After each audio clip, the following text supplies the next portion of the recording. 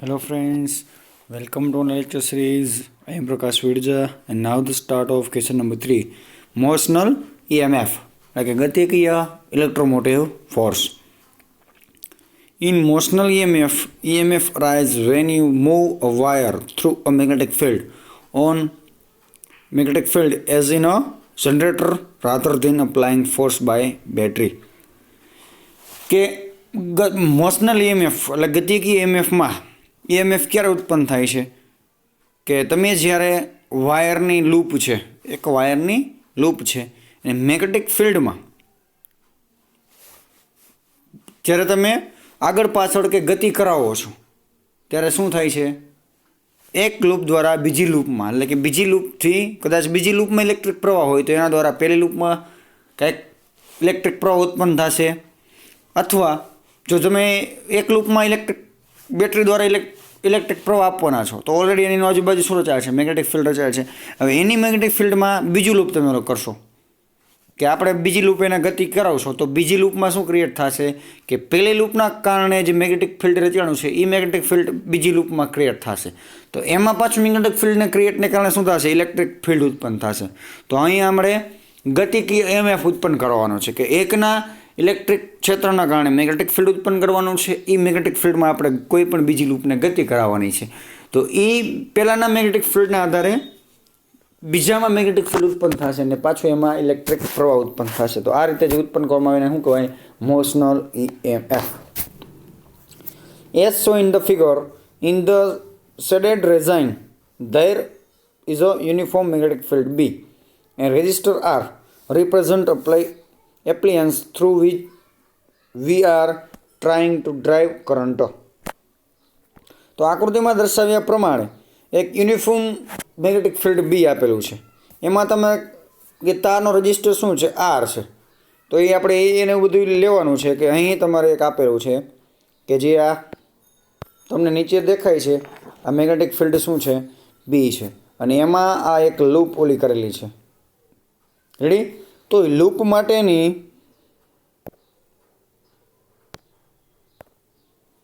કે લૂપની તમે જુઓ છો કે મેગ્નેટિક ફિલ્ડમાં કેટલી ઓલા કરે લેન્થથી આવેલું છે તો અહીં તમે જુઓ છો કે એક્સ લેન્થ આવેલી છે લૂપમાં. પછીની લંબાઈ કેટલી છે કે પહોળાઈ તમે કહી શકતો તો પહોળાઈ કેટલી છે એલ છે આપણે કિંમત આગળ લેવાની છે. પહોળાઈ સપોઝ એક્સ ધારો છો અને લંબાઈ તમે શું ધારો છો એલ ધારો છો. ઓકે તો એ પછી તારનું રેઝિસ્ટન્સ કેટલો છે તો કે આર જેટલો રેઝિસ્ટન્સ છે.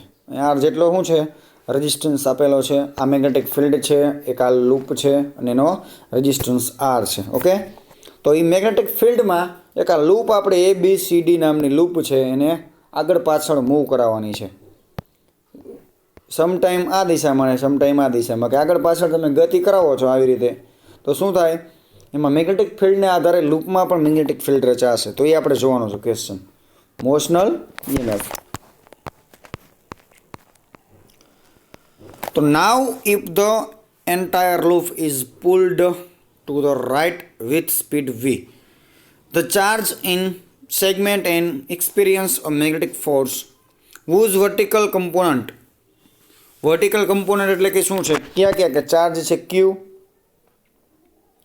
V છે એનો વેલોસિટી અને B છે magnetic field drive current in clockwise direction. તો જે લૂપમાં છે ABCD એમાં ક્લોકવાઇઝ એટલે કઈ આવી રીતે આ ડાયરેક્શનમાં તમારે છે ચાર્જ છે Q એ V સ્પીડે મેગ્નેટિક ફિલ્ડમાં બીમાં એ શું કરશે ગતિ કરશે. ઓકે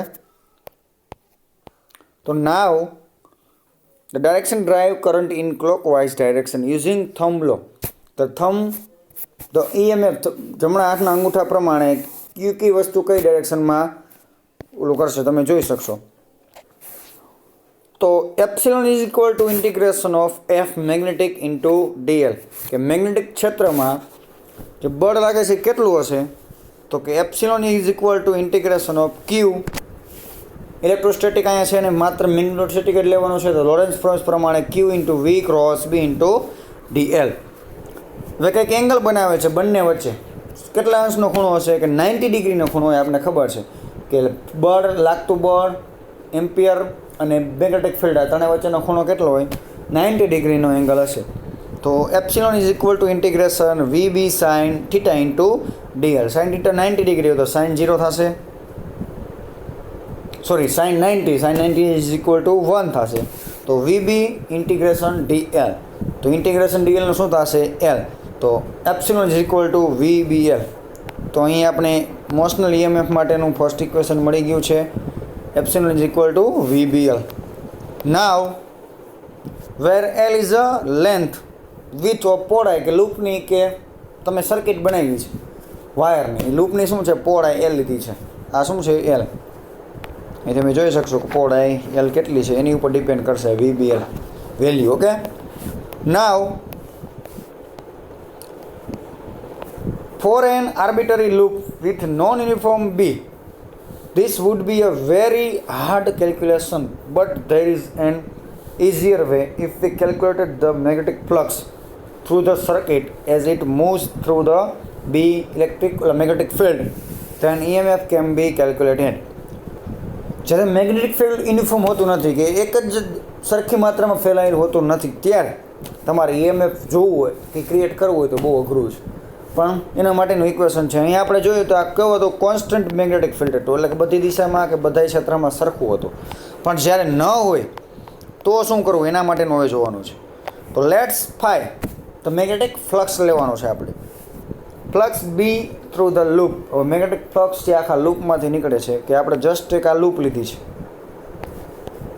શું છે આ આપણે આ લૂપ લીધી છે, તો લૂપમાંથી મેગ્નેટિક ફ્લક્સ આપણે અંદર બહાર આ અંદર ગયું છે ને અહીંયા બહાર આવે છે. ઓકે, હવે તમે જોઈ શકશો અહીંથી બહાર આવતા હોય તો મેગ્નેટિક ફ્લક્સ આ ક્રિએટ થશે.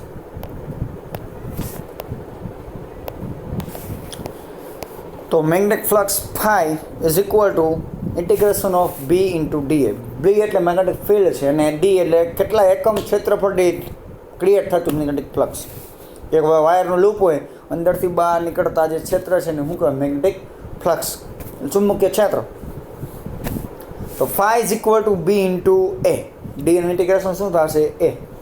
તો એંગલ કેવો હશે 0 એંગલ હશે. તો phi is equal to BA cos theta. Theta is equal to 0, તો cos 0 એટલે શું થશે 1. તો phi is equal to BA. But A જે તમારું ક્ષેત્રફળ છે કેટલું હશે તો કે લંબાઈ ઇન્ટુ પહોળાઈ. તો તમે જોઈ શકશો લંબાઈ અને પહોળાઈ કેટલી છે, આ લંબાઈ છે અને આ પહોળાઈ છે. તો x into L is equal two શું થશે એરિયા કન્વર્ટ થઈ જશે. તો A ઇઝ ઇક્વલ ટુ શું થાય x ઇન્ટુ L. તો મૂકી દો phi is equal to BLX. તો ફ્લક્સ મેગ્નેટિક ફ્લક્સ મળી ગયું. As the loop moves flux decrease. જે લૂપ છે ગતિમાં આવતી હોય તો ફ્લક્સમાં ઇન્ક્રીઝ થાય કે ડિક્રીઝ થાય, તો જોવાનું છે ડિક્રીઝ થશે જ્યારે તમે લૂપને ગતિમાં ફેરવો છો. કઈ રીતે, માનો કે મેગ્નેટિક ફિલ્ડ સપોઝ અહીંયા છે ને અહીંથી થોડીક આગળ જઈ તો મેગ્નેટિક ક્ષેત્રમાં શું આવે ઘટાડો આવે. પછી તમે પાછી લાવો તો એક સમય કે જ્યારે ઉપર આવશે ત્યારે મેક્સિમમ હશે ને પાછી અહીંથી અહીંયા આવી જશે એટલે પાછો ઘટાડો આવશે. એટલે તમે આગળ લઈ જાવ તો ભલે અને પાછળ લઈ જાવ તો ભલે લૂપમાં મેગ્નેટિક ફ્લક્સમાં શું આવશે ઘટાડો જ આવશે. સો d phi is equal two dt upon dt is equal to minus BL અને dx અપોન dt. જ્યારે તમે એક્સમાં ફેરફાર કરો છો ત્યારે કે તમે મેગ્નેટિક ફિલ્ડમાં એક્સ એટલે લૂપ આગળ કરો કે પાછળ કરો ત્યારે શું થાય મેગ્નેટિક ફ્લક્સમાં ઘટાડો થાય છે. તો minus BV dx upon dt એટલે શું થાય વેલોસિટી આવી જાય તો BVL. Okay, dx upon dt એટલે શું થાય વેલોસિટી. તો epsilon is equal to minus d phi upon dt Lawrence force છે, લોરેન્સ લોડ છે. Epsilon is equal to minus d phi upon dt કે મેગ્નેટિક ફ્લક્સમાં થતા ઘટાડાને સમયની સાથે એને શું કહેવાય છે EMF કહી શકાય. લોરેન્સ ભાઈ કહી ગયા તો એની ઉપરથી એપ્સિલોન ઇઝ ઇક્વલ ટુ શું થશે, જો અહીં તમે જોઈ શકશો d phi upon dt is equal to minus BL, પણ epsilon is equal to minus sign આવ્યા છે માઇનસ માઇનસ શું થઈ જાય પ્લસ. તો epsilon is equal two BVL. તો અહીં પણ આપણે અનયુનિફોર્મ કે યુનિફોર્મ જ્યારે મેગ્નેટિક ફિલ્ડ ના હોય ત્યારે આપણે ક્રિએટ સાબિત કરીને કેની ઉપર લીધું છે મેગ્નેટિક ફ્લક્સ ઉપરથી. અને અહીં હતું યુનિફોર્મ માટેનું, તો બંને ઇક્વેશન એક જ આવ્યા છે BVL. This is the flux rule for motional EMF. This is true for arbitrary shape loop with which can be moving with charging V non uniform બે કે જો અહીં તમારે ચુંબકીય ક્ષેત્ર ભલે એકદમ બધી ક્ષેત્રમાં કે બધી દિશાઓમાં કે બધી જગ્યાએ સરખું ફેલાયેલું ના હોય, બટ એક કન્ડિશન છે કે લૂપનો જે આકાર છે શેપ એ મજા આવે આડીધડ ના હોવો જોઈએ. કે ચોરસ લીધી હોય છે ચોરસ લેવી છે, કે વર્તુળાકાર લેવાની છે તો વર્તુળાકાર એક ચોરસ શેપમાં લેવાની છે, તો જ તમારે જે magnetic field EMF motional EMF મળશે એ કાયદેસરનું મળશે, નકર મળશે નહીં. ઓકે, તો ફરીથી આપણે આ ક્વેશ્ચન જોઈ લઈએ. મોશનલ EMF કે ગતિકી EMF, જ્યારે તમે મેગ્નેટિક ક્ષેત્રમાં એક લૂપને વાયરની લૂપને તમે જ્યારે આગળ પાછળ ફેરવો છો તો ત્યારે એમાં ઇલેક્ટ્રોન દ્વારા કંઈક બળ ઉત્પન્ન થશે. એ બળને શું? Electromotive force. રેડી? તમે બંને રીતે કરી શકો. લૂપને સ્થિર રાખો અને મેગ્નેટિક ફિલ્ડને ડગાવો, અથવા મેગ્નેટિક ફિલ્ડ સ્થિર રાખો અને લૂપને ડગાવો, તો બંને વખતે EMF ઉત્પન્ન થશે. ઓકે, તો એની માટેનું આપણે જોઈ લીધું છે. EMF epsilon is equal to integration F magnetic ક્ષેત્રમાં dl, કે dl લંબાઈની એક લૂપ તમે ફેરવો છો તો મેગ્નેટિક ક્ષેત્ર દ્વારા ઉત્પન્ન થતું હોવાથી લોરેન્સ ફોર્સ કેવું લેવાનું છે? મેગ્નેટિક. તો Q into V cross B into dl. તો VB અને થંબ લો પ્રમાણે તમે બંનેનો ઇલેક્ટ્રિક અને મેગ્નેટિક વચ્ચેનો 90 ડિગ્રી હોવાથી તો અહીં સાઇન થીટા કેવો લેવાનો છે? Sine 90. Sine 90 is equal to 1. તો VB ઇન્ટિગ્રેશન dl, dlનું ઇન્ટિગ્રેશન શું થશે? L. તો અહીં મળી ગયું તમને મોશનલ EMFનું ઇક્વેશન VBL. ઓકે, યાદ રાખજો મોશનલ EMFનું equation epsilon is equal to VBL. જો એ કોન્સ્ટન્ટ મેગ્નેટિક ફિલ્ડ હોય તો છે. હવે આપણે અનયુનિફોર્મ મેગ્નેટિક ફિલ્ડ છે, તો આ અનયુનિફોર્મ મેગ્નેટિક ફિલ્ડ છે અને એક આ લૂપ છે. તમે આગળ પાછળ ફેરવો છો તો આગળ આપણે જોયું એમ કે જ્યારે તમે લૂપને આગળ પાછળ ફેરવો છો ત્યારે એના ફ્લક્સમાં શું થાય છે? ઘટાડો થાય છે. તો એની આધારે આપણે અનયુનિફોર્મ મેગ્નેટિક ફિલ્ડ એની માટે લીધું છે. તો phi is equal to B into DA. તો મેગ્નેટિક ફિલ્ડ છે અને લૂપ DA એટલે કે લૂપનું ક્ષેત્રફળ છે, તો એના દીઠ લાગતું બળ લેવાનું છે. તો BA ઇઝ ઇક્વલ ટુ શું થશે? X into L. તો BLX થઈ ગયા છે. હવે ફાઈમાં તમે આગળ પાછળ ફ્લક્સને લૂપને ફેરવો છો, ફ્લક્સમાં શું થાય? ઘટાડો થાય. તો d∅ અપોન dt. તો ઘટાડો થાય એટલે minus BL into dx upon dt. dx upon dt એટલે શું લઈ શકાય? V વેલોસિટી લઈ શકાય છે, એટલા માટે minus BVI. Applying Lorentz law, તો epsilon is equal to Lorentz law શું છે? Minus d∅ upon dt is equal to minus BVL થશે, પણ માઇનસ માઇનસ પ્લસ. તો epsilon is equal to BVI.